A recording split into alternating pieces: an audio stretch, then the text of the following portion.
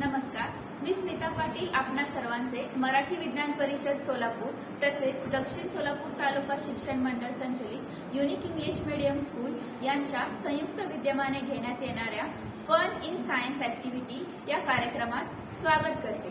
तर आज या ठिकाणी आपल्याला इथे उपस्थित विज्ञानप्रेमी शिक्षक माननीय श्री योगेश महेंद्रकर सर हे हर्पिटॉलॉजी म्हणजेच हर्पिटॉलॉजी ही झूलॉजीशी निगडीत ब्रांच असून त्यामध्ये रेप्टाइल्स आणि अँफिबियन्स यांचा समावेश होतो। तर तुम्हाला रेप्टाइल्स आणि अँफिबियन्स म्हणजे उभयचर आणि सरपटणारे प्राणी याविषयी सर आज आपल्याला माहिती सांगणार आहेत। तर मी सरांना विनंती करते की त्यांनी या कार्यक्रमास सुरुवात करावी।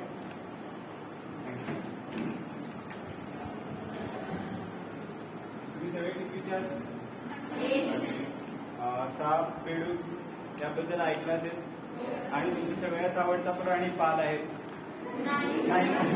तर आज आपण त्याच्याबद्दलच बघणार आहोत। तर ऍक्च्युली हर्पेटॉलॉजी म्हणजे काय, तर हर्पेटॉलॉजी म्हणजे ही एक झूलॉजीची ब्रँच आहे। त्याच्यामध्ये अँफिबियन्स म्हणजे फ्रॉग्स, टोड्स, सॅलॅमेंडर, न्यूएट्स आणि सिसिलियन्स, आणि त्याच्यानंतर रेप्टाइल्स म्हणजे स्नेक्स, लिझार्ड्स, टर्टल्स, टेरापिन, टर्टल्स यांचा समावेश होतो। त्यांचा आपण अभ्यास करणार, त्याचा अभ्यास करणे याचा अर्थ हर्पेटॉलॉजी। आणि आता नवीन एक टर्म आली ज्याच्यात फक्त अँफिबियन्स म्हणजे बेडूक असतात ना, तर त्यांचा अभ्यास करण्याला बॅट्रेकॉलॉजी असं आता नवीन एक टर्म आली। तर आपण इंट्रोडक्शन बघूया। अँफिबियन्स आणि रेप्टाइल्स हे इकॉलॉजिकली खूप इम्पॉर्टंट आहेत। कसे इम्पॉर्टंट आहेत तुम्हाला माहिती असेल का नाही, ऐकलं असेल ना तुम्ही? म्हणजे साप, सरडे, बेडूक, पाल हे आपल्या इकॉलॉजिकली खूप महत्त्वाचे प्राणी आहेत। त्याच्यानंतर टोटल भारतामध्ये अँफिबियन्स आणि टोटल 7142 स्पेसीज अँफिबियन्सचे आहेत जगामध्ये, आणि त्यापैकी भारतात फक्त 342 प्रकारचे स्पेसीज सापडतात। तसेच रेप्टाइल्सचे भारतामध्ये अप्रॉक्सिमेटली 508 आहेत। हे नंबर आता चेंज झालेले आहे कारण हे आधीचे नंबर आहेत। आता दिवसेंदिवस रिसर्च याच्यामध्ये जास्त होत आहे, त्यामुळे हे स्पेसीजची संख्या वाढत चाललेली आहे सध्या। तर हे जे अँफिबियन्स आणि रेप्टाइल्स आहेत ते कोल्ड ब्लडेड ॲनिमल आहेत। म्हणजे काय, आता आपण मनुष्याचं कसं आहे 37 डिग्री सेल्सिअस हे आपलं कॉन्स्टंट टेम्परेचर असतं, बरोबर? बाहेर जरी वाढलं किंवा कमी झालं तरी आपलं टेम्परेचर सेम राहतं। पण ह्या प्राण्यांचं कसं असतं, बाहेर आणि आत म्हणजे बाहेर जर टेम्परेचर वाढलं तर त्याच्यासोबत त्यांचं बॉडी टेम्परेचर वाढत जातं, आणि जर कमी झालं तर त्यानुसार ते कमी होत जातं। असं त्याला पोई किलोथर्म्स असं म्हणतात। त्याच्यानंतर ह्यांना ओळखायचं कसं, अँफिबियन्स आणि रेप्टाइल्स मध्ये एक्झॅक्टली फरक काय, तर अँफिबियन्स जे असतात त्यांची स्किन जी असते ती एकदम मऊ असते आणि प्लेन असते, आणि जे रेप्टाइल्स असतात त्याच्यावर खवले जसे तुम्ही साप बघितले असतील आता पण एकदा पण बघितलं असणार ना, त्याच्यावर कसे खवले असतात त्याला रेप्टाइल्स तसं त्यांच्यामध्ये फरक असतो। त्याच्यानंतर अँफिबियन्स, आता जे बेडूक असतात ना यांची लाईफ सायकल कशी असते, मोस्टली बेडूक जे असतात ते पाण्यामध्ये अंडी देतात, माहिती तुम्हाला? तर त्याच्यानंतर त्यांची पिल्लं निघतात, ती माशासारखी दिसतात। तर त्यावेळेस ते माशासारखंच पाण्यातलं ऑक्सिजन घेऊन श्वसन करतात। पण त्याच्यानंतर काय होतं, त्यांच्यात जे गिल्स असतात ते हळूहळू ऑटोमॅटिकली नाहीसे होतात। त्याच्यानंतर त्यांच्यात लंग्स तयार व्हायला लागतात, आणि जसे जसे लंग डेव्हलप व्हायला लागतात तसे तसे ते जमिनीवर यायला लागतात आणि ते आपल्यासारखं श्वसन करायला लागतात। आणि त्याच्यानंतर जरी बेडूक किंवा अँफिबियन्स हे जमिनीवर राहत असले तरी त्यांचं कायम पाण्याशी रिलेशन असतंच। आता आपण बोललेलं की बेडकाचे कॅरेक्टर्स काय, तर हे कोल्ड ब्लडेड आहेत आणि वर्टिब्रेट आहेत, त्यांना पाठीचा कणा आहे। त्याच्यानंतर स्मूथ आणि रफ ग्लँड्युलर स्किन आणि लॅकिंग फर, म्हणजे त्याच्या अंगावर केस किंवा हे वगैरे नाही आहेत, ते एकदम प्लेन आणि स्मूथ स्किन असते। त्याच्यानंतर तर ते इव्हॉल्व कसे झाले अँफिबियन्स, तर साधारण 300-400 मिलियन इयर्स अगो जेव्हा पृथ्वीवर फक्त मासे, पाण्यामध्ये मासे असायचे. तुम्हाला दिसतंय इथं हा मासा, हे मासे दिसतात. तर हे लंग फिश आहेत. आता प्रेझेंट मध्ये तो ऑस्ट्रेलियन लंग फिश म्हणून दिसतो. तर ह्या माशांपासून हे माशांमध्ये लंग्स डेव्हलप झाल्यानंतर ते मासे हळूहळू जमिनीवर यायला लागले. मग जमिनीवर यायला लागल्यानंतर हे जे फिन्स आहेत की नाही, फिन्स ते आधी मऊ होते. मग त्यांना चालायला ते येण्यासाठी मग त्याच्यात हळूहळू बदल होत होत होत आताचे जे बेडूक बघता तुम्ही, त्यांचे पाय ते डेव्हलप झाले, हळूहळू त्यांची शेपूट नाहीशी झाली. अशा प्रकारे ते हे फ्रॉग डेव्हलप झाले काही, आणि त्याच्यात काही सॅलॅमेंडर्स, हे पण एक अॅम्फिबियनचाच प्रकार आहे. Different types of amphibians. आता तुम्ही ह्याच्यात काय काय दिसतं तुम्हाला, ते हे काय तुम्ही पाहिलं याला कधी? याला अशा कलरचं पाहिलं इथे सोलापूरमध्ये? हा, हे आहे काय पण? नाही, हे सिसिलियन आहे, अर्थोम नाही. दिसायला तो अर्थोम सारखा दिसतो, पण हा सिसिलियन आहे, हा अॅम्फिबियन आहे. आणि हा पण सिसिलियनच आहे. आणि हा, तुम्ही हे ह्या दोघांपैकी जास्ती करून काय पाहिलं सिटीमध्ये? हेच पाहिलं ना? तर हे बेडूक आहे का टोड आहे? म्हणजे फ्रॉग आहे का टोड आहे? नाही, चूक, हे फ्रॉग आहे. कधी पण लक्षात ठेवा, फ्रॉग जो असतो त्याची स्किन खूप स्मूथ असते. आणि फ्रॉग जो उड्या मारतो की नाही, तो उंच उड्या मारतो. आणि हा जो असतो ना, हा उंच उड्या मारत नाही तर हा क्राउल करतो. ह्याच्या अंगावरची स्किन बघा कशी खरमुरीत आहे. आणि याच्या इथे पाठीवरती 2 पॅराटाइड ग्लँड्स असतात. तर त्या पॅराटाइड ग्लँड्स मध्ये हलकसं म्हणजे त्यांचं स्वसंरक्षण करण्यासाठी एक व्हेनम असल्यासारखा प्रकार होतो. म्हणजे थोडंफार विषारी, जे पण काही पक्षी प्राणी त्याला पकडतात ना, त्यावेळेस त्याच्या त्या ग्लँड मधून थोडंसं ते सिक्रीट होतं. जेव्हा सिक्रीट होतं तेव्हा त्याच्या तोंडात गेल्यानंतर चरचर होणं किंवा त्याच्या तोंडाला फेस येणं असा प्रकार होतो, आणि त्याला ते सोडून निघून जातो. कळलं? आता लक्षात ठेवणार, हा टोड आणि तो फ्रॉग. हा, तर आता हे अॅम्फिबियन्स आणि म्हणजे अॅम्फिबियन्स भारतामध्ये एक्झॅक्टली कुठे सापडतात? तर तुम्हाला हॉटस्पॉट हॉटस्पॉट म्हणून एक हॉटस्पॉट आहेत पूर्ण जगामध्ये. तर त्यापैकी 2 हॉटस्पॉट हे भारतामध्ये आहेत. एक वेस्टर्न घाट. वेस्टर्न घाट म्हणजे आपला जो पश्चिम किनारपट्टी आहे, मुंबई पासून ते केरळ आणि श्रीलंकेचा भाग आहे ना, तर त्याला बायोलॉजिकल हॉटस्पॉट म्हणतात. आणि एक दुसरा हॉटस्पॉट आहे तो हिमालयन रिजन मध्ये. तिथे खूप म्हणजे तिथला जो जंगल आहे, त्या जंगलामध्ये सापडणारे प्राणी आहेत ना, त्यांची संख्या जास्त आहे आणि तिथे खूप मोठ्या प्रमाणात सापडतात. जसे की सोलापुरात तेवढे सापडत नाहीत, पण तिथे जास्त सापडतात. बरोबर? त्याच्यानंतर तर हे भारतामध्ये जास्ती करून वेस्टर्न घाट आणि नॉर्थ ईस्ट म्हणजे आसाम साईड आहे ना, त्या साईडला हे जास्त सापडतात. कळाले का? हा, आता हे काय सांगा मला, हे फ्रॉग कुठे झाडावर आहेत ना, तर ट्री फ्रॉग सुद्धा असतात. म्हणजे ते फ्रॉग झाडावर चढतात. आणि हा नुसता ट्री फ्रॉग नसून हा ग्लाइड पण करतो. तुम्हाला माहिती पॅराग्लायडिंग ऐकलं असाल, आपण वरती जाऊन उडी मारतो आणि आदर तरंगत येतो, उडत नाही ते आपण, बरोबर? तर ऍक्च्युली हा मलबार ग्लायडिंग फ्रॉग आहे. तर हे त्यांचं मेटिंग आहे. म्हणजे तुम्ही हे ऐकलं असाल, पावसाळ्यामध्ये पावसासोबत बेडकं पडतात, बरेच जणांकडून ऐकलं असेल, बरोबर? तर ऍक्च्युली कसं आपण ते पावसातून बेडकं कशी पडतात हे पाहूया. तर हे त्यांचं मेटिंग चाललंय. म्हणजे तिथे ही जी मोठी दिसते ना, लाल पायाची दिसते, या इथे लाल पाय दिसतात तुम्हाला, तर ती फिमेल आहे. आणि हे जे फोम दिसतंय फेस हा, तर ऍक्च्युली ते फेस नसून त्याच्यामध्ये ते फिमेल एक प्रकारचं ते फोम बनवते आणि त्याच्यामध्ये ते अंडे घालते, जेणेकरून ती तिचा नेस्ट बनवते पुढे जाऊन. आणि हे मेल्स आहेत, त्याचे स्पॉन्स ह्याच्यात असतात आणि ह्याचे छोटे ती अंडी टाकत असते फिमेल, बरोबर? मग त्याच्यापासून ही प्रोसिजर व्हायला साधारण 1 तास अर्धा तास जातो. मग त्याच्यानंतर हे इथे छोटे मेल्स दिसतात का तुम्हाला वरती फ्रॉग्स या इथे? हा, तर हे छोटे ते सरकायला लागले. आणि ही फिमेल आहे ना, तर काय करते, ती पानं असते की नाही, पानं आपली झाडाची, आजूबाजूची आंब्याच्या झाडाची पानं त्या फोमला चिटकवते. बघा इथे दिसते तुम्हाला, या इथे दिसते. हा, तर ह्या चिटकून ती पूर्ण त्याचा नेस्ट बनवते. नेस्ट बनवून ती पण निघून जाते. त्याच्यानंतर पुढे काय होतं, आपण एक व्हिडिओ बघूया एक्झॅक्टली ती नेस्ट कशी बनवते. हे बघा,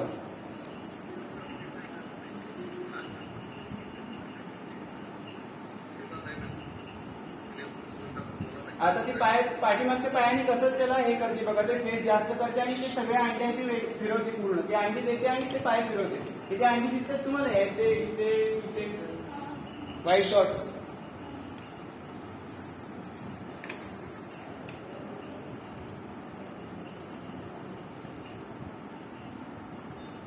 आता बघा ती पाय कशी हलवते.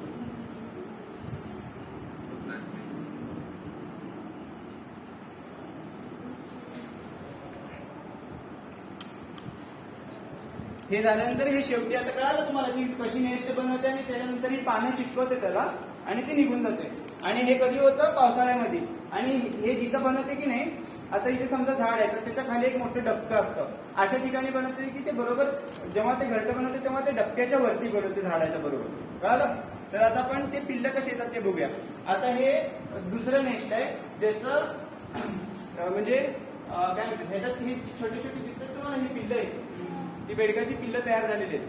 तर आता पाऊस चालू आहे आणि पावसाचे जेव्हा थेंब पडतात की नाही, तुम्ही फेस उचलून बघितलं असाल पाणी आपलं निर्म्याचं एक पाण्याचं, त्याच्यातून कसं पाण्याचे थेंब पडतात छोटे छोटे, तसे हे पावसाच्या पाण्यासरशी थेंब खाली खाली येतात.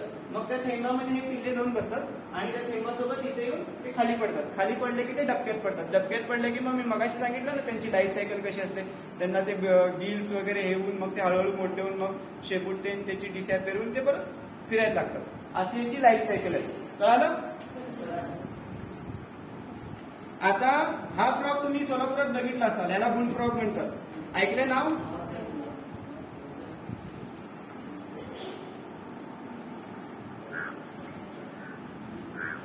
ह्याला मेटिंग कॉल म्हणतात. काय म्हणतात? Mating call. हे दुसऱ्या मेलला पळून लावण्यासाठी किंवा तो त्या एरियामध्ये मी दादा आहे असं दाखवण्यासाठी तर तो ही टेक्निक वापरतो. कळालं? आणि हे दिसतात बाजूला छोटे छोटे काय ते साबुदाण्यासारखे, हा एग्स. हा, तर ह्यांचे एग द्यायची पद्धत वेगळी आहे. हे असे पाण्यावरती पसरून देतात. एक असा चिकट द्रव सोडते, त्याच्यात अंडे देऊन, इथे झाड दिसते का तुम्हाला, या झाडाला ते चिटकून ती सोडून फिमेल निघून गेली. मग काही दिवसांनी मग त्या डबक्यामध्ये हळूहळू ते माशासारखी पिल्लं येऊन मग त्यांची पुढची पूर्ण लाईफ सायकल चालू राहते. आता हा चिकन मटन खाल्लेलं ऐकलात तुम्ही? बरेच लोक खातात पण एक काळ असा होता भारतामध्ये 1970 सालचा. त्या काळात भारतामध्ये आता जो मोठा बुलफ्रॉग दाखवला मी, तर त्यांचं खूप मोठ्या प्रमाणात एक्सपोर्ट व्हायचं युएस मध्ये. कारण याचे जे लेग्स असतात ना, फ्रॉगचे लेग्स, ते खूप टेस्टी लागतात म्हणून तिकडे खूप मोठ्या प्रमाणात खाल्लं जायचं आणि आपल्या इथे भारतात तो खूप मोठा बिझनेस होता. तर त्याच्यामुळे व्हायला काय लागलं की हे फ्रॉग वगैरे काय करतात, मोस्टली किडे ते खाऊन कमी करतात, किडे ते खाऊन राहतात ना. तर हे काय असतं मोस्टली हे फ्रॉग जे आपले राईस फील्ड असतात ना, म्हणजे तांदळाची शेती, तर तांदळाच्या शेतातले ते लोक पकडायचे कारण त्याच्यामध्ये पाणी खूप असतं. बरोबर? तर मग ते एक्सपोर्ट केल्यामुळे व्हायला लागलं की तिथल्या बेडक्यांची संख्या कमी व्हायला लागली. मग ते बेडक्यांची संख्या कमी झाल्यामुळं तिथले जे कीड पडते आपल्या झाडांवर ते खूप वाढायला लागले. मग बऱ्याच लोकांनी त्याच्यावर वेगवेगळे आपण जे रसायन ते फवारतो ना, ते फवारून पण त्याचा काही फरक पडत नव्हता. मग त्यावेळेस BNHS म्हणून एक आपल्या इथं संस्था आहे, त्या लोकांनी याच्यावर रिसर्च केला. मग त्यांना असं लक्षात आलं की हा जो बुलफ्रॉग आहे तो एका दिवसात त्याच्या वजनाच्या दुप्पट किडे खातो. हा, त्यामुळं तो जे म्हणजे जे तांदळाचं पीक आहे ते वाचत होतं, म्हणजे किडे त्याच्यातले संपायचे आणि ते म्हणजे मेंटेन राहत होते ती इकोसिस्टीम. मग जेव्हा हे लक्षात आलं तेव्हा भारत सरकारने ह्याच्यावर बॅन आणलं आणि आपल्याला आधी 11वी-12वीला डिसेक्शनला सुद्धा बेडकं वापरली जायची. मग त्याच्यावरती पण बॅन आलं. मग आता आपली जी इकोसिस्टीम आहे ती रेग्युलर आहे. कळालं? आता तुम्ही हा, तर आता यांचं एक्झॅक्टली रोल काय आहे अँफिबियन्सचं, तर इंडिकेटर स्पीसीज. तर आता आपण कसं आधीच्या काळात जंगलामध्ये ते माणसं राहायचे, ते पाणी देऊन प्यायचे. मग ते ओळखायचे कसे की ते पाणी शुद्ध आहे का खराब आहे.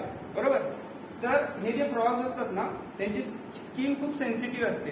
तर मग हे ज्या डबक्यात राहतात त्या डबक्यातलं पाणी प्रदूषण विरहित आहे असं समजलं जायचं. थोडं जरी त्याच्यात पोल्युशन झालं तरी मरून जातात. म्हणून हे एक प्रकारचं इंडिकेटर देतात की वॉटर म्हणजे जे वॉटर बॉडी आहे ती पोल्युटेड आहे. म्हणून हे इंडिकेटर स्पीसीज म्हणून आपण कन्सिडर करतो. त्याच्यानंतर पेस्ट कंट्रोल. आताच मी तुम्हाला तांदळाच्या शेताचं उदाहरण दिलं की ते कसे पेस्ट टिकवून तांदळाचं पीक वाचवलं त्यांनी. बरोबर? त्याच्यानंतर आता सोर्स ऑफ फूड. हे पण आता खाण्यासाठी जे US ला जात होतं ना, म्हणजे माणूस खाण्यासाठी, आणि तसं बाकीचे सुद्धा बेडकांवर जगणारे प्राणी आहेत, जसे की पक्षी आहेत, त्याच्यानंतर साप आहेत आणि बाकीचे पण प्राणी त्यांना खाऊन जगतात, म्हणून ते सोर्स ऑफ फूड. आणि लॅबोरेटरी अॅनिमल म्हणजे ते डिसेक्शनसाठी जे आधी कॉलेजमध्ये वापरायचे. आणि शेवटी मेडिसिन्स. काही ठिकाणी असं रिसर्च केले की ते कॅन्सरवर त्याचा काही उपयोग होतो, अशा प्रकारचा पण याच्यावर रिसर्च झालाय. हा, तर आता बेडकांचा भाग संपला. आता आपण येऊयात सरडे, साप, पाल. तर मी तुम्हाला मगाशी सांगितलं की रेप्टाईलच्या अंगावर खवले असतात, त्याच्यावरून त्यांना ओळखलं जातं. आणि रेप्टाईल्सला केस नसतात किंवा फिलर्स नसतात, बरोबर. आणि रेप्टाईलची भारतामध्ये साधारण 518 स्पीसीज आहेत. त्यापैकी 3 क्रोकोडाईल्स म्हणजे मगर, आणि कासवाचे 34 आहेत, आणि 202 सरड्यांचे, आणि 259 स्नेक्सचे, बरोबर. तर आता रेप्टाईलचं इव्होल्युशन कसं झालं, म्हणजे रेप्टाईल्स कसे बनले. जसं माणूस माकडापासून बनला तसं हे रेप्टाईल्स आहेत ते अॅम्फिबियन्स पासूनच पुढे बनत गेले. त्यांच्यामध्ये काही चेंजेस होत गेले. तर ह्याच्यातला मेजर फरक हा आहे की हा जो हे दिसते तुम्हाला, हे एग आहे ऍक्च्युअली, मध्ये अंडा आहे. तर बेडकांचे अंडे आहेत ते काय पाण्यात देतात, कारण त्यांना मॉइश्चर पाहिजे. मॉइश्चर जर नाही मिळालं तर ते वाळून खराब होऊन जातात, बरोबर. म्हणून ह्याच्यामध्ये बऱ्यापैकी चेंज झाला. याचा जो कव्हर आहे ना, म्हणजे रेप्टाईल्स अंडी काय करायला लागली, जमिनीवर घालायला लागली येऊन, बरोबर. मग त्याला ते वाळू नये म्हणून याच्यामध्ये मॉइश्चर आणि हे जी कव्हर आहे ना, कव्हर, त्याच्यातून त्यांना आतमधल्या पिल्लाला सुद्धा श्वासोश्वास घेता येतं, असं ते कव्हरिंग ते त्याच्यात डेव्हलप झालं. आणि ते हळूहळू त्याच्यानंतर इव्हॉल्व्ह होत गेले. हा, रेप्टाईल्स कुठे सापडतात, मी मगाशी सांगितलं ना, वेस्टर्न घाट आणि ईस्टर्न घाट वगैरे. तर त्या ठिकाणी मोठ्या प्रमाणात भेटतात. आणि बाकीचे आपल्या इथे जे कॉमनली भेटतात, जो नाग आहे, परत घोणस आहे, मण्यार आहे, हे कॉमन साप आहेत, ते सगळीकडे इव्हॉल्व्ह झालेत. परत तुम्ही हे ऐकलं असेल, घोरपड ऐकली, घोरपड किंवा मॉनिटर लिझार्ड, ज्याला खूप मारून खाल्लं जातं. तर हे सुद्धा इव्हॉल्व्ह झाली. म्हणजे आपले जे भारतातलं जे क्लायमेट आहे त्याला ते ऍडॅप्ट होऊन ते सगळीकडे भेटतात कॉमनली. हा, तर आता हे सोलापूर मधले काही स्पेसीज आहेत जे आपल्या सोलापुरात भेटतात. आपलं सोलापूर आहे ते ग्रासलँड इकोसिस्टीम आहे आपल्या सोलापूरची. म्हणजे फक्त आपलं गवताळ प्रदेश असल्यासारखं आहे, आणि जंगल येत नाही आपल्या इथं, बरोबर. तर ते गवताळ प्रदेशाच्या हिशोबाने हे स्पेसीज इव्हॉल्व्ह झाले. हा आहे तो सरडा जीनस आहे याचा. ही त्याची फिमेल आहे, आणि हा सिटाना आहे, आणि ती एक पाल आहे. ही जंगलातली पाल आहे, ही आपल्या इथे घरात नाही सापडत, बरोबर. तर हा आहे ना, तो जसा बेडूक मागाशी गळ्यापासून फुगून हे करत होता, तर ह्याचा असं ड्युल्यासारखं एक पंखा आल्यासारखं येतो, असं कलरफुल पंखा असतो पूर्ण. तर तो पुढे मागे करून तो 2-3 प्रकारे वापरतो. एक मारामारी करण्यासाठी, म्हणजे दुसऱ्याला घाबरू करण्यासाठी, ज्याचा एकदम डार्क असतो. एका मेलचा डार्क आहे, एका मेलचा फेंट आहे, तर दुसरा मेल पळून जातो किंवा त्यांची फायटिंग पण होते, असं त्याचा यूज असतो. आणि ही जी फिमेल आहे, ही फिमेल आहे. हे तर 2 उघडं दिसतंय. मी मगाशी सांगितलेलं ते कोल्ड ब्लडेड अॅनिमल्स आहेत, बरोबर. तर कोल्ड ब्लडेड मध्ये कसं आहे, आता ही ऊन खूप झालंय, दुपारच्या टायमाला घेतलेला फोटो आहे, ऊन खूप झालं, मग त्याच्या अंगात हीट खूप वाढली, मग त्याला कमी करायचं आहे. ते ऑटोमॅटिक तर ते मेंटेन करत नाही. आपल्याला कसं खूप गरमी आली तर घाम सुटला आणि आपली बॉडी थंड व्हायला लागते, बरोबर. मग यांना तसं नाही आहे, म्हणून ते 2 उघडं ठेवतात, आणि मग हळूहळू ते म्हणजे त्यांचं शरीर थंड व्हायला लागतं, किंवा मग ते जाऊन दगडाखाली किंवा झाडाखाली लागतात. कळालं.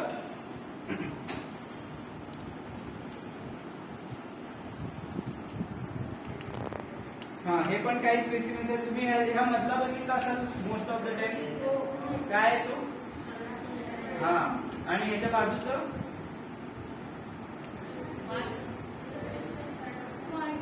हा, बरोबर. ह्याच्या बाजूचं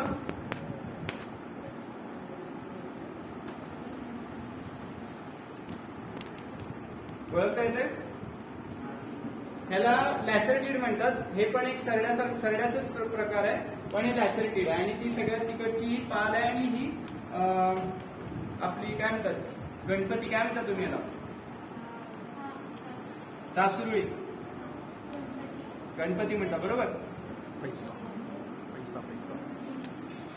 हा हे बघा, हे मी म्हटलं ना मगाशी ऊन खाण्यासाठी येतात. आपल्याला कसं जेवण केल्याशिवाय एनर्जी येत नाही आणि आपण सकाळी ऍक्टिव्ह होत नाही, तसं यांना ऊन खावंच लागतं. ऊन नाही खाल्लं तरी असेच पडून राहतात, मेल्यासारखेच वाटतील तुम्हाला. मग जसं जसं ऊन येतं तसं तसं ते हळूहळू बाहेर यायला लागतात. तोंड बाहेर काढून बसतात थोड्या वेळ, त्याच्यानंतर मग असे पूर्ण येऊन उन्हाला बसतात. ऊन खाऊन झालं साधारण ते 10 पर्यंत बाहेर येतात. 10 नंतर 10 ते 12 जर कडक ऊन असतं ते ऊन खाल्ले की मग ते ऍक्टिव्ह होतात. मग ते त्यांचं जेवण वगैरे खायला फिरायला लागतात. ह्याला बास्किंग म्हणतात. काय म्हणते? हा, तर आता हे रेप्टाईलचा रोल काय?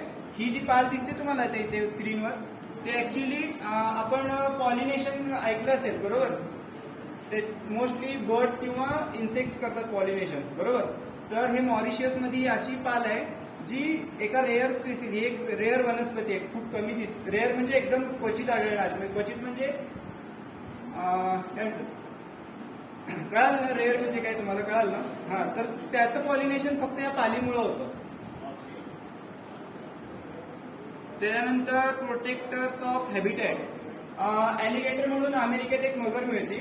तर ती काय करते, मगर खड्डा खणून ठेवते आणि ज्यावेळेस उन्हाळा ऊन येतं जास्त तेव्हा नदी सुकून जाते बरोबर.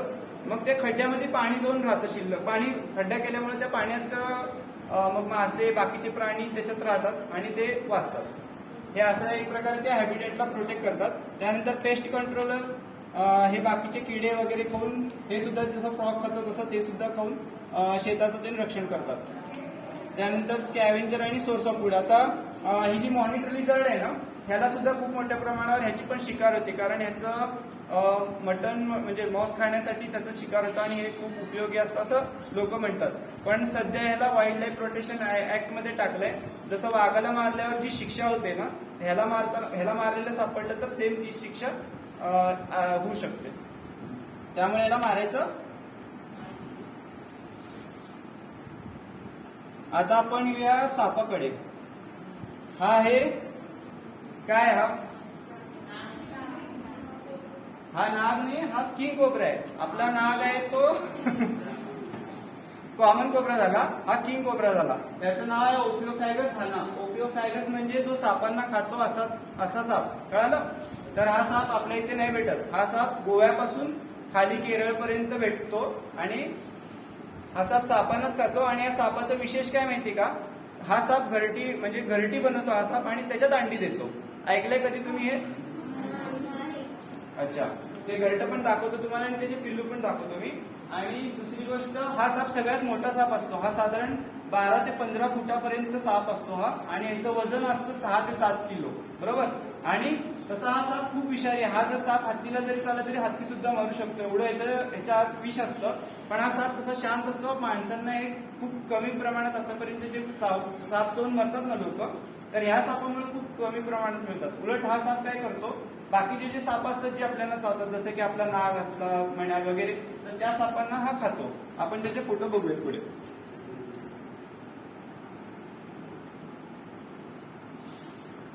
तर हा साप बघा कुठून कुठे कळतंय. मी मगाशी सांगितलं वेस्टर्न घाट, तो हा वेस्टर्न घाट आहे आणि हा ईस्टर्न घाट आहे हिमालयाचा भाग. आणि हा भारतात, मलेशिया हे पूर्ण एवढ्या पट्ट्यात हा किंग कोब्रा भेटतो.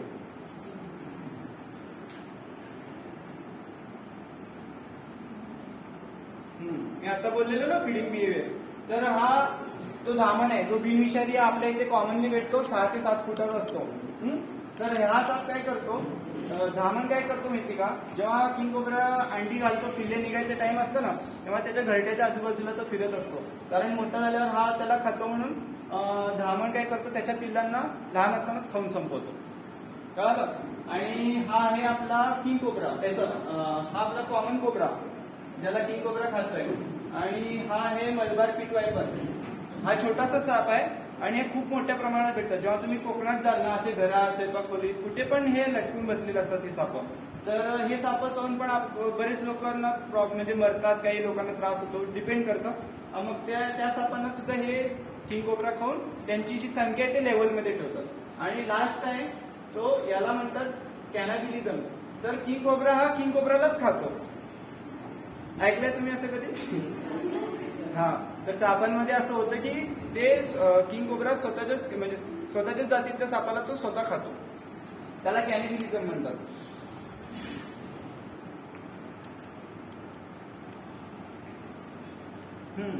तर तुम्हाला कधी कधी दिवस रोजचं घरचा डब्बा खाऊन कोण कोण कंटाळला, तुम्ही काय करता, कधीतरी हॉटेलमध्ये जाता किंवा चायनीज वगैरे खाता ना, तसं ह्याला पण कंटाळा म्हणजे तो ओकेशनली कधी कधी आजगर आहे, ह्या आजगराला खातोय आणि कधी कधी तो ह्याला पण खातो. हे काय मॉनिटरली झाड, हा, तर ह्याला सुद्धा तो खातो आणि मोस्टली तो सापांवरच खातो, कधीतरी क्वचित असा यांना खातो.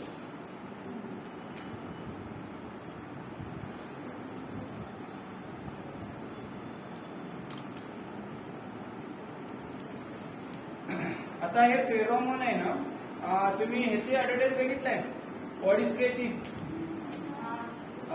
हे काय दाखवतात ना, सेंटिव्हिटी अटॅकचे ते दाखवतात ना, कसे वासानी जवळ येतात. तर ऍक्च्युली तो काम हा फेरोमोन करतो. जेव्हा ब्रीडिंग सीझन येतं ना, तर मेलला अट्रॅक्ट करण्यासाठी फिमेल ही फेरोमोन रिलीज करत जाते आणि तो मेल आहे ना, हे दोन्ही मेल्स आहेत. याची साईज मला सांगितलं ना मी, 12 ते 15 फूट असते. हा रोड आहे आणि याची शेपूट तिकडे आणि तोंड इकडे आहे, येते लक्षात तुमच्या. आणि हा बरोबर त्या फिमेलला फॉलो करत जातो.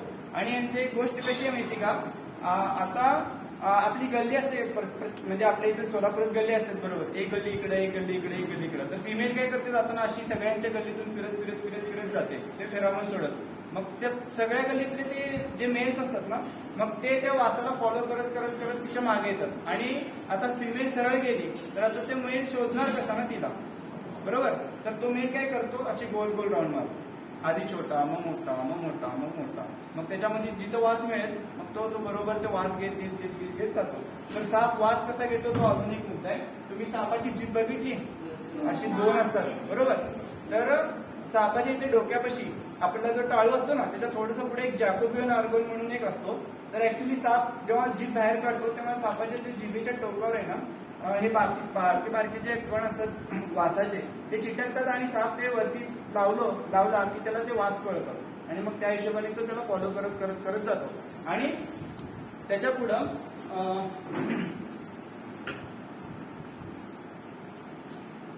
चालेल आधी सांगतो मी. त्याच्या पुढे काय होतं, जे हे म्हणतो ना आपण साप बदला गेला, तो पिक्चर मध्ये दाखवतो, डोळ्यात बघतो, नागिन बघितली की दुसरा येतो त्याला चावतो आणि मारतो. ऍक्च्युअली म्हणजे ते कसं असतं, आता जे मी फेरोमोनचं सांगितलं की नाही, आता इथून फिमेल गेली ही आहे बरोबर, तुम्हाला दिसत नाही, मला दिसत नाही, ती कधी गेली माहिती नाही, पण तो फेरोमोन आहे, तो वास येतोय, ते तुम्हाला पण कळत नाही, मला पण कळत नाही, पण त्या मेल सापाला कळतो बरोबर. मग आता समजा तुम्ही काय केलं, तुम्हाला कोणाचा दिसला पुढे गेल्यानंतर तो साप, तुम्ही मारून टाकलं बरोबर.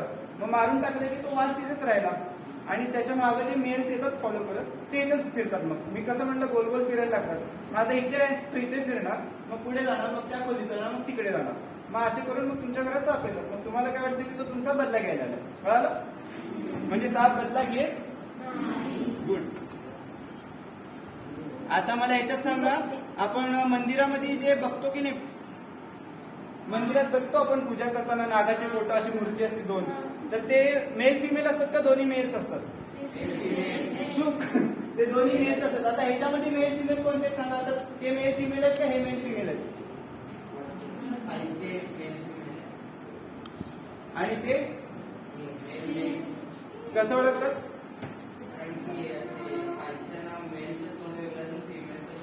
Very good. ऍक्च्युअली मध्ये फिमेलचं तोंड हे बारीक असतं, मेलचं जाड असतं, त्याच्यावर मेल ओळखला जातो. आणि ते जे आहे की नाही ते टेरिटोरियल फाईट आहे. ऍक्च्युअल मध्ये तुम्ही गल्लीमध्ये बघितलं कुत्रे भांडताना खूप ब्रीडिंग सीझनच्या वेळेस, तर तसं त्यांचं फाईट असतं. मग कसं असतं, ह्यांच्यामध्ये ते एकमेकांना चावत नाहीत किंवा मारत नाहीत बरोबर, कारण त्यांना मारायचं नसतं. ते फक्त काय करतात, कुस्ती खेळतात. जसं WWF मध्ये आपण मारतात तसं यांचं हे असतं. ते काय करतात, त्यांचा फणा आहे की नाही एकमेकांना खाली दाबतात. आणि सगळ्यात महत्वाचं जे आपल्या व्हिडिओत नाहीये माझ्याकडे, पण मी स्वतः जेव्हा बघितलं तेव्हा आपले तुम्ही कुत्रे भांडण करताना सगळ्यात पहिला काय बघितलं, तो शेपूटवर उचलतो बरोबर आणि दात दाखवतो बरोबर. तर हे सुद्धा काय करतात माहिती का, 2 मेल जेव्हा एकमेकांसमोर येतात तेव्हा तोंड असे उघडतात आणि दोन्ही असे 4-5 वेळा करतात. त्याच्यानंतर मग त्यांची फाईट चालू होते. मग असे झाले मग ते असे करत मग फाईट त्यांची चालू होते. मग एकमेकांना दाबायचं, मग असं खाली दाबायचं. मग जो मेल थकतो तो पळून जातो आणि जो जिंकतो तो तिथेच बसतो आणि जो जिंकतो त्याला ती फिमेल मिळते. कारण हे नॅचरल आहे. फिमेलसाठी तो फाईट करतो आणि त्याला फिमेल भेटली ना मग तो काय करतो, मेल आणि फिमेल निघून जातात. मग यांचं असं मेटिंग होत असतं, मेटिंग होतं आणि ते निघून जातात. मग त्याच्यानंतर परत तिथे कोणता साप येत नाही. जर तुम्ही यांना डिस्टर्ब केलं तर त्याच्यामध्येच त्या मेलला किंवा फिमेलला मारलं मग ते आणखीन साप येतात. पण यांचं फाईट होऊन ते मेल फिमेल सोबत जर निघून गेले ना तर परत तुमच्या इथे साप येणार नाही. त्यामुळे तुम्ही पण लक्षात ठेवा, तुमच्या इथे पण जर कोणी असं साप पकडायला आला तर मारला किंवा खूप लांब जरी नेऊन सोडलं तरी त्याचा प्रॉब्लेम होतो. कळालं? हे तिथं एका ठिकाणी असं झालेलं, जिथे मी काम करायचं तिथे असं झालेलं. चुकून ज्या माणसाला ही गोष्ट माहिती नाही त्याने काय केलं, पकडलं त्या फिमेलला आणि 2-3 किलोमीटरच्या रेडियसच्या म्हणजे खूप लांब सोडून आलं मी जंगलामध्ये. त्याच्यामुळे काय झालं, हे मेल्स यायला लागले आणि मग पहिला मेल आला, दुसरा मेल आला, तिसरा मेल आला. मग त्यांना कळत नाही की फिमेल गेली कुठे. त्यांना वाटतं की फिमेल इथेच कुठेतरी, पण ती फिमेल ऍक्च्युली तिथे नाही आहे. मग त्यामुळे ते फिरत राहतात मग आपल्याला प्रॉब्लेम होऊ शकतो. कळालं? आता आपण त्यांचा व्हिडिओ बघूयात, ऍक्च्युली ते मेल कॉमबॅक कसे करतात.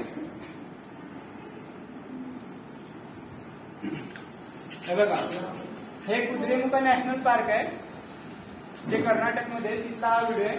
तर ऍक्च्युली ते 2 मेल्स आहेत ना मी मगाशी सांगितलं, ते त्यांचं फाईट चालू आहे. आता ते बघा कसे येतात वरती मारत.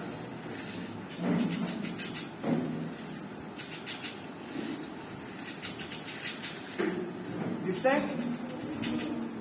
आणि आपल्या इथं भरपूर वेळा आपल्या सोलापुरात पण फोटो येतात की मेल फिमेलचं फायटिंग चाललं, किंवा असं पण आधीचे लोक सांगायचे की त्यांच्या अंगावर शर्ट टाका. असं काही करायचं नाही. त्यांचं काय व्हायचं ते होऊ द्यायचं, मारामारी ते तो निघून जातो आणि बाकीचं त्यांची जे रेग्युलर आहे त्यांची प्रोसिजर चालू राहते.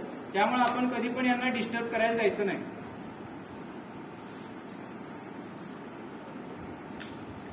हा पुढे पण चालू आहे. हे जवळजवळ 10 ते 15 मिनिट चाललेलं आणि त्याच्यानंतर जो विनर साप आहे तो असा फणा काढून बसतो आणि तो एकदम आपण कसं जिंकल्यानंतर एकदम एका ह्याच्यात येतो ना तशा ऍटिट्यूड मध्ये बसतो तो. आणि जो लुझर असतो तो इतक्या फास्ट पळून जातो की तुम्हाला समजणार पण नाही.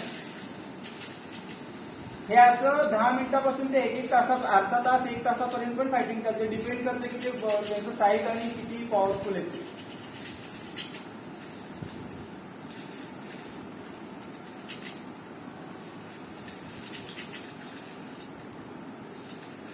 बघितला ते कसं दाबतो त्याचं तोंड, चावत नाही त्याला तो.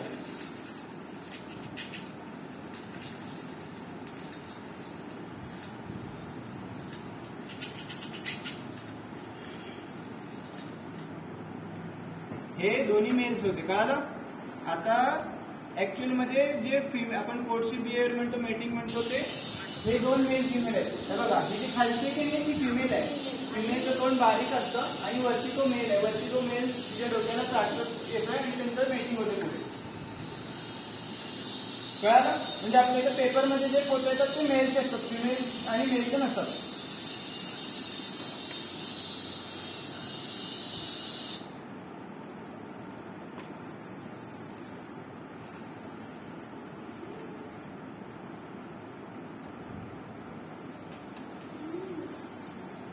इथे मणी दिसला का रे तुम्हाला?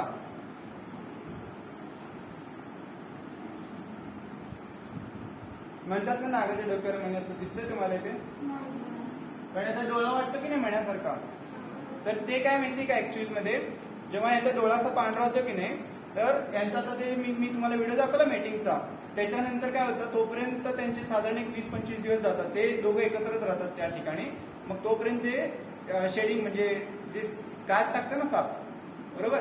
तर काट टाकायच्या आधी एक 7 दिवस हे असं हळूहळू थोडं डोळा पांढरा व्हायला लागतो आणि 7 दिवसानंतर पूर्ण पांढरा होतो आणि त्याच्यानंतर परत पुढचे 7 दिवस तो नॉर्मल होतो. जेव्हा तो नॉर्मल होतो ना त्याच्यानंतर तो काट टाकतो. ते म्हणजे ते पांढरं होतं याचा अर्थ काय होतं, त्यांच्या शरीरामध्ये एक केमिकल रिलीज झाल्यासारखं होतं, त्याच्याने त्यांची स्किन ढिली पडते आणि तो शेडिंग करून निघून जातो. मग त्याच्या आधीचा हा फोटो आहे आणि तो असाच बसतो तिथे बिळामध्ये. जेव्हा त्याचे डोळे पांढरे होतात ना तेव्हा त्याला जास्त दिसत नसतं, बाहेर जास्त कळत नाही, म्हणून तो असाच बसतो. आणि ह्या झोप झाल्यानंतर तो जांबाई देतो. आपण जशी जांबाई देतो ना तसं तो जांबाई देतो.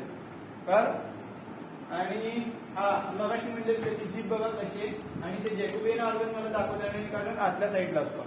आणि हा मेल आहे. ओके. आणि हा साप आहे ना असा आता हे दार भिंत आहे की नाही एवढ्याच अंतरावर घरात होतं, कंपाऊंडला होता आणि ते लोक तिथे नॉर्मल राहायचे. काहीच प्रॉब्लेम नाही यायचा. ते जवळजवळ 15-20 दिवस तो साप तसाच होता. आणि दुसरी गोष्ट, आता हे कसं सायन्स म्हणून मी तुम्हाला सांगतोय, पण आधी भारतामध्ये सुद्धा आधीपासून हा साप टिकला म्हणून आता आहे, नाहीतर बरेच स्पीसीज आता एक्सटिंक्शन होतात किंवा ते नाहीसे होतात. बरोबर ऐकलं असतं ना तुम्ही? हा, तर आपल्या भारतात कशी पद्धत आहे त्या साईडला, विशेष म्हणजे कर्नाटकात, या सापांना वाचवण्यासाठी जर ह्या सापाला मारलं तर तुम्हाला कमीत कमी 50-60 हजार खर्च येतो त्यांची पूजा करण्यासाठी. आणि त्या पूजेमध्ये कसं आपण जसं दिवस घालतो की नाही, दिवस घालतो ना आपण मेल्यानंतर माणूस, तसे दिवस घालत असतात. तर मी आपला जो कॉमन कोबरा असतो ना, तसं एकाच्या घरात मारलेलं, तर त्यांनी ते 3 दिवसाचं करतात. त्या पूजेचं म्हणजे बघितलं पण आणि मी तिथं जेवण पण केलं. तर हा, तशी पद्धत आहे तिथं. त्यामुळे ह्या साप आला तर 5,000 देतील लोक पकडून नेण्यासाठी, पण कोण मारत नाही. कळालं? म्हणजे भारतीयांनी धर्माच्या नावाखाली अगोदरचे किती मोठा विचार केलाय आणि ते आजपर्यंत ते टिकून आहेत. कळालं? हा, तर तुम्हाला जो मी घरटं म्हणलेला ना, तर हे घरटे आहेत त्यांची. हे घरटे असं ती कचरा जमा केलेले दिसते तुम्हाला, ते असं पूर्ण, तर हे त्याचं नेस्ट आहे. आणि हा एक हे पिल्लू निघालेलं आहे त्याचा, किंग कोबराचा छोटासा पिल्लू आहे. तर ऍक्च्युली मला सांगा, ती फिमेल नेस्ट कशी बनवत असेल? आता हे पानं तर गोळा करायची, ती बनवत कशी असेल? अजून तर फिमेल काय करते माहिती का, जेव्हा यांचं मेटिंग ते सगळं होतं प्रोसिजर, त्याच्यानंतर ती त्या ठिकाणावरून साधारण 2-3 किलोमीटर लांब निघून जाते आणि जिथं नदी असते किंवा ओढा असतो की नाही, त्या ठिकाणी जाते. आणि त्या ठिकाणी पण बांबूचे जे जंगल असतात, तर तशी जागा ती निवडते आणि तिथे जाऊन जे पालापाचोळा पडलेला असतो उन्हाळ्यात, तर त्याच्याने आपला जो हा भाग असतो की नाही, ते अशी ओढत नेते, अशी ओढत ओढत ओढत ओढत सगळीकडून जमा करते आणि एवढा नेस्ट बनवते.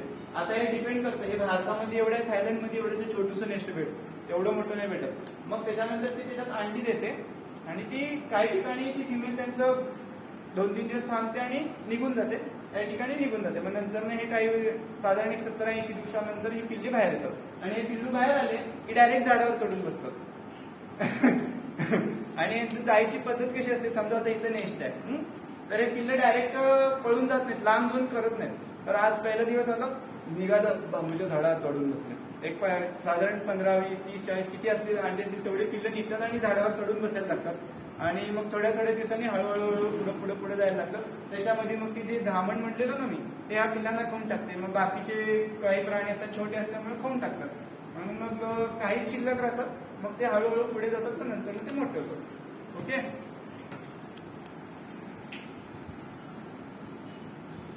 हे असं त्यांना रेस्क्यू करायची पद्धत, हे असं पकडतात तिथे. आपण एक रेस्क्यूचा पण एक व्हिडिओ बघूयात.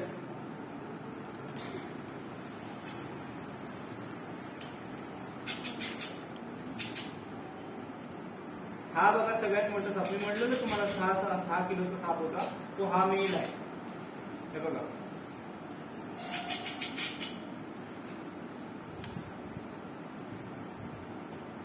आणि ही सेफ पद्धत आहे. आपल्या इथं मोस्टली त्याचं हेड कॅच करणं किंवा असं जे करतात ना, तसं चुकीचं आहे. तर हे बघा, ते पाईप टाकली एका पिशवीमध्ये आणि त्या सापाला फक्त तिथं नेऊन सोडलं तर तो आत निघून जातो. आणि आपण म्हणजे साप पकडताना आपल्याला पण त्रास नाही, सापाला पण त्रास नाही, दोघं पण सेफ राहतो. आणि जेव्हा हा साप पकडून सोडला जातो ना, तर त्याला खूप लांब नाही सोडायचं, साधारण 1 किलोमीटरच्या रेडियसमध्येच त्याला जवळपासच सोडायचं, नाहीतर तो मरून जातो. तुम्हाला जर समजा मी इथून केरळमध्ये सोडलं, नाही तर दुसऱ्या देशात सोडलं, तर तुम्ही खाणार काय, पिणार काय, तुम्हाला काही माहितीच नाही ना तिथलं, बरोबर? तर तसा प्रकार होतो त्यांचा. आणि ह्यांचं कसं असतं, एक ठराविक हे असतं, इकडून असं फिरेल तो तिथे जाईल, परत त्याच्यानंतर तो फिरून इकडे येईल आणि जेव्हा भूक लागेल तेव्हा तो खायला इकडे तिकडे फिरतो. पण त्यांचे ठरलेले पिळं तो यूज करत असतो. तो गेला 8 दिवसात. आता ती पाईप काढली आणि ती पिशवी बंद केली. कळालं?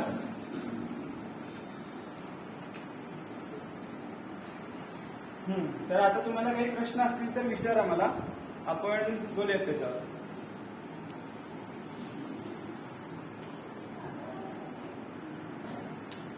काही सापामध्ये कलर असतो ते वेगळा वेगळा का असतो? म्हणजे समजा एका सापाचा काळा कलर आहे, एखादा डार्क येलो किंवा लाईट येलो का?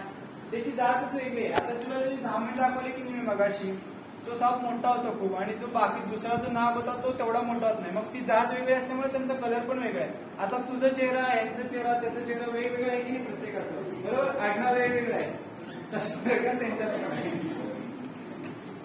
अजून कुणाला काही क्वेश्चन? हा विचार.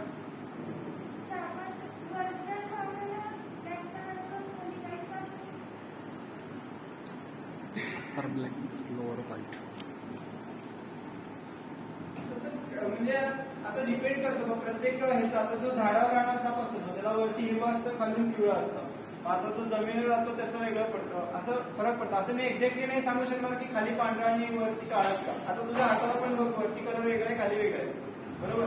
तसं असतं.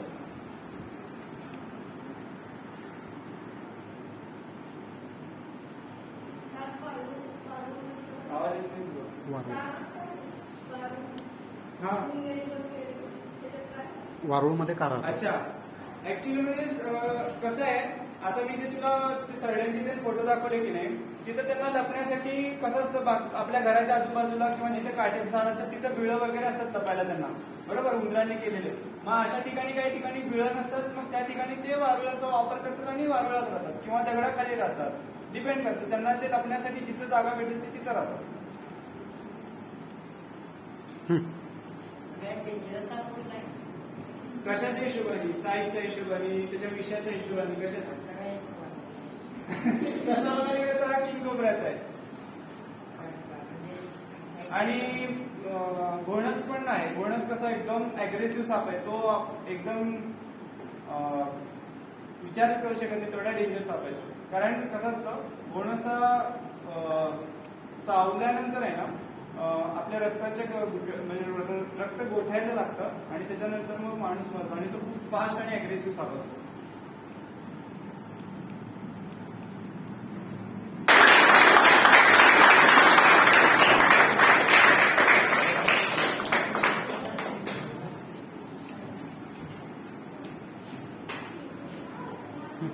धन्यवाद सर. तर मुलांनो, आज या ठिकाणी आपण हर्पिटोलॉजी या विषयातील ॲम्फिबियन्स आणि रेप्टाइल्स म्हणजेच उभयचर आणि सरपटणारे प्राणी यांमध्ये सरांनी आपल्याला बेडकाविषयी, परत सरडा, आणखीन पाल, साप, तर यांची जी काही वैशिष्ट्ये आहेत की जी आपल्याला माहिती नव्हती, तर याची महत्त्वपूर्ण माहिती या सरांनी आपल्याला दिलेली आहे. तर सरांचे मी पुन्हा धन्यवाद देते. तसे की सरांनी आपल्याला आज या ठिकाणी एवढी उत्कृष्टरित्या माहिती सांगितली आणि आपल्या ज्ञानात भर पाडली. तर या ठिकाणी आजचा हा कार्यक्रम संपला असं मी जाहीर करते.